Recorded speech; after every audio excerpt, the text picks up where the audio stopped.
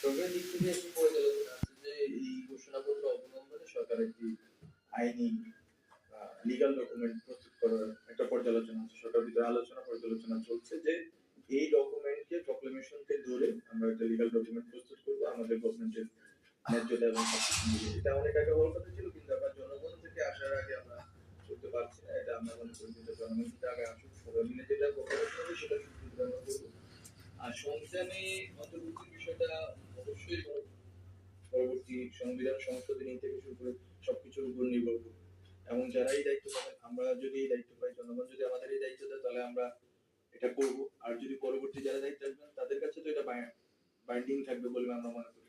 কারণ আমরা মনে করি আগামী নির্বাচনে যারাই জিতবেন তারা অবশ্যই গণঅভ্যুত্থানের শক্তি হবেন এবং তারা এই প্রক্লেমেশনকে ধারণ করেই জনগণের কাছে যাবেন, জনগণ থেকে নির্বাচন